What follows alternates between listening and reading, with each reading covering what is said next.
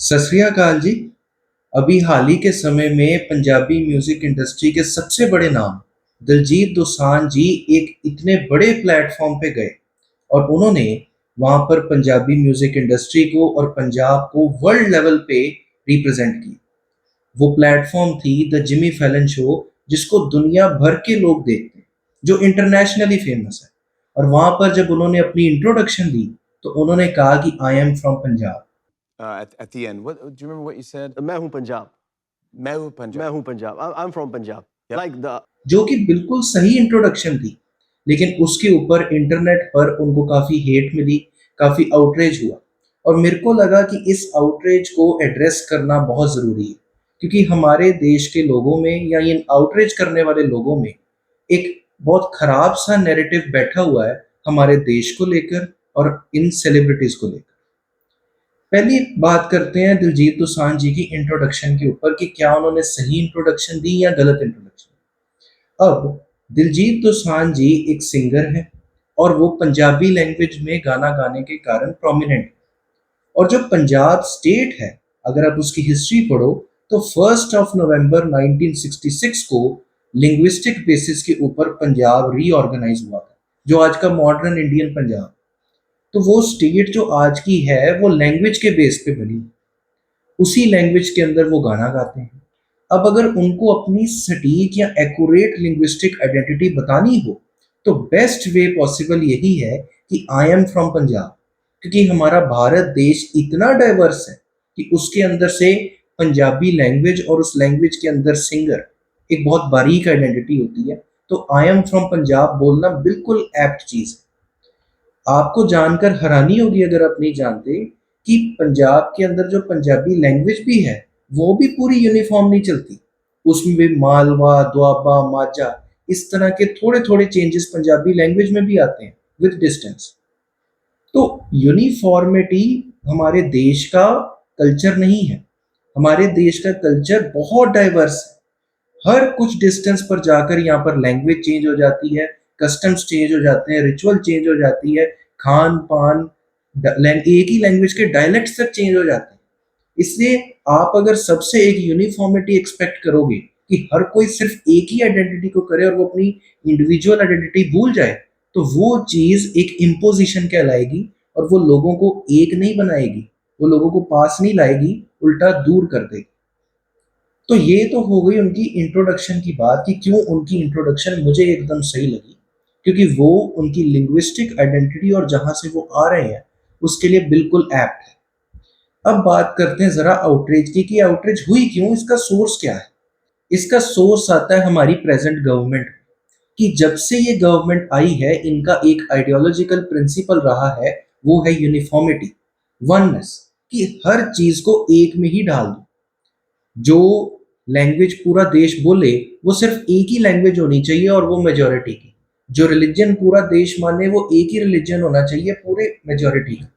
जो custom, tradition, Khan पान, बोलने का तरीका, सब कुछ, यहाँ तक कि जो अंधविश्वास भी पूरा देश माने वो भी मेजोरिटी का होना चाहिए। और ये सो कॉल्ड मेजोरिटी है क्या? नॉर्थ इंडिया की हिंदी बेल्ट।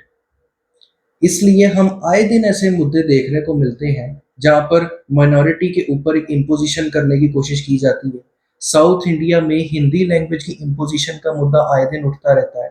कभी कोई दूसरे धर्म का त्योहार आता है, जैसे ईद हो गई या क्रिसमस हो गई, उस पे हमको तोड़फोड़ देखने को मिलती है।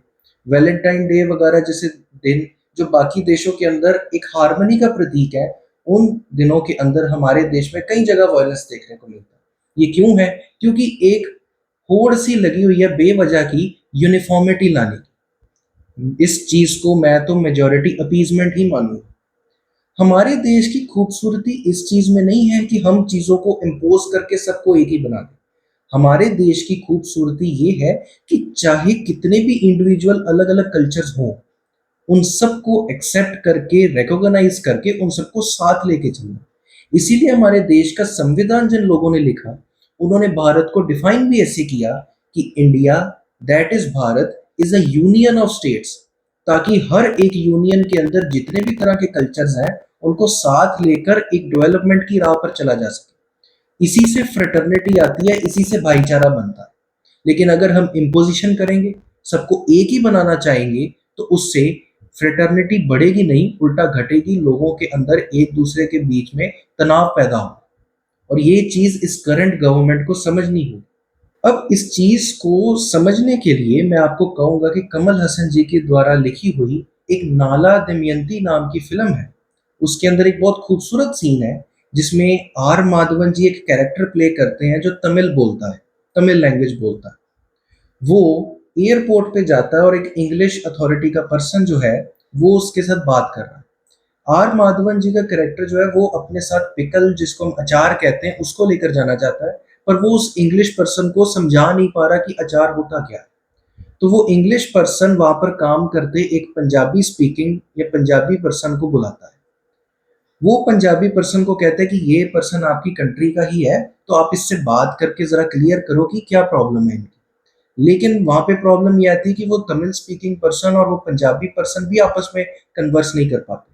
और वहां पर पास में ही एक श्रीलंकन तमिल स्पीकिंग लेडी खड़ी होती है और वो समझ जाती है कि ये पर्सन तमिल बोलता है, तो वो आकर उसकी बात समझकर उसकी प्रॉब्लम क्लियर कर देती है। वो इंग्लिश पर्सन बहुत हैरान होता है, वो जाकर उस पंजाबी पर्सन से कहता है कि तुम और ये आर माधवन जी का जो करेक्टर है, ये एक ही कंट्री के हो और तुम दोनों एक दूसरे को नहीं समझ पा रहे। लेकिन ये जो लेडी है, ये एक दूसरे कंट्री की है और ये आर माधवन जी के करेक्टर को समझ पा रही है। तो वो पंजाबी पर्सन पता है उसको क्या कहता है? वो कहता That's our India for you. मेरा भारत महान। है, this is India for you, India is a great country, मेरा भारत महान।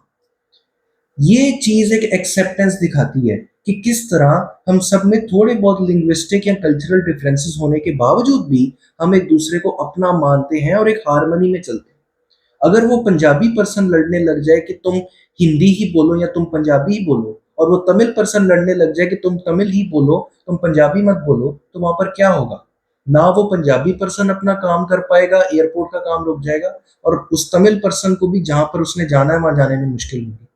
लेकिन एक्सेप्टेंस के साथ सबका काम हो गया और हमें हार्मनी का एक बहुत अच्छा मैसेज भी देखने को मिला।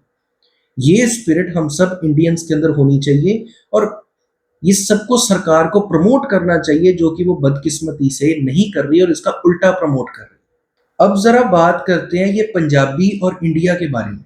मैं इस बात को बड़ी क्लियरली आपके सामने रखना चाहता हूँ कि हम पंजाबी आर्टिस्ट जो इंटरनेशनल स्टेज पे रिप्रेजेंट कर रहा है पंजाब को या इंडिया को भी, उससे तो बहुत जल्दी एक्सपेक्ट कर लेते हैं कि वो अपनी आइडेंटिटी पंजाबी ना बताए या आई एम फ्रॉम पंजाब ना बोले, वो बोले आई एम फ्रॉम इंडिया।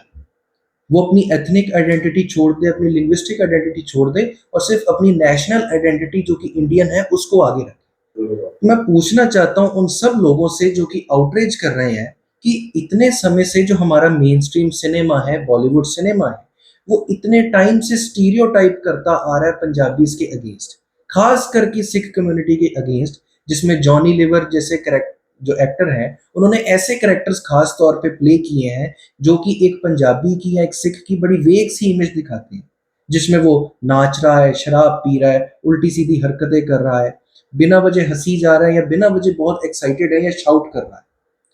इस तरह की इमेज के अगेंस्ट क्यों आउटरीच नहीं होता? सोशल मीडिया के ऊपर एक बहुत फेमस रेसिस्ट स्लर पंजाबीज के अगेंस्ट यूज किया जाता है, लस्सी बोल के। इसके अगेंस्ट आउटरीच क्यों नहीं होता? आज के समय में पंजाब की जो पूरी इमेज है, वो एक तरह से सिर्फ उड़ता पंजाब फिल्म में जो दिखा दी गई है वो बन के रह गई है। और मैं दावे से कह सकता हूँ बीइंग अ पंजाबी कि ये पंजाब की इमेज का 0.1% भी नहीं है। लेकिन इसके अगेंस्ट भी आउटरीच वहां के लोगों से तो देखने को मिलती नहीं कि गलत इमेज क्यों दिखाई जा रही है। और फिर आप एक्सपेक्ट करते हो कि एक आर्टिस्ट जब इंटरनेशनली अपनी लैंग्वेज के कारण वहां जा रहा है, उसके कारण वो फेमस है, तो वो अपनी वो लिंग्विस्टिक आइडेंटिटी ना बोले और नेशनल आइडेंटिटी को आगे रखे। पहले मुझे इस चीज का जवाब दीजिए। और चलो ये तो फिल्में थी, सोशल मीडिया था, अगर हम रियल लाइफ के अंदर देखें तो कई सारे पंजाब के मुद्दे हैं जहां पर क्लियरली पंजाब के साथ भेदभाव हुआ है। हर स्टेट के अंदर जो डैम बनता है, वो डैम उस स्टेट को दे दिया जाता है। पानी का कंट्रोल, रिवर बनाने के कंट्रोल उस स्टेट को दे दिया जाता है। लेकिन भाखड़ा नंगल डैम पंजाब को नहीं दिया गया। पंजाब के पानी का कंट्रोल पंजाब को नहीं दिया गया। और इतने समय से इतना सारा पंजाब का पानी free of cost Rajasthan Haryana को दिया जा रहा है उसके पैसे भी नहीं दिए जा रहे, जबकि रिपेरियन लॉज के आधार पर इस चीज उस पानी पर पूरा हक पंजाब का ही बनता है। फिर भी पंजाब को उसका कोई बेनिफिट नहीं दिया जा रहा, वो पानी फ्री ऑफ कॉस्ट दे रहे हैं। तो ये भेदभाव क्यों होता है? और मैं उन सबसे कहना चाहता हूं जो कि पंजाबीज और सिखों की जो लॉयल्टी है देश के प्रति उसको क्वेश्चन करते हैं, कि पूरे भारत देश के अंदर जितने भी प्रधानमंत्री, मंत्री, नेतागण जितने भी हुए हैं, मैं गारंटी से कह सकता हूं उन्होंने आज तक इतने तिरंगे नहीं लहराए होंगे जितने तिरंगों में लिपट कर पंजाबी और सिख लोग शहीद होकर आए।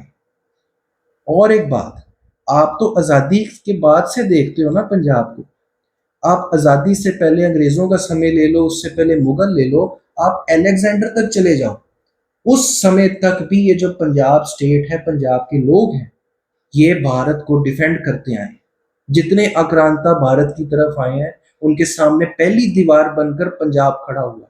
इसलिए इस देश को लेकर, यहाँ के लोगों को लेकर पंजाब की लॉयल्टी को तो क्वेश्चन करने का सवाल ही पैदा नहीं होता। और जो सवाल मैंने आपके आगे उठाए कि कौन से भेदभाव पंजाब के अगेंस्ट हुए और उसके ऊपर आउटरीच नहीं हुई, उसका जवाब आप पहले दीजिए बिफोर आप किसी पंजाबी आर्टिस्ट की लॉयल्टी को क्वेश्चन करें। धन्यवाद।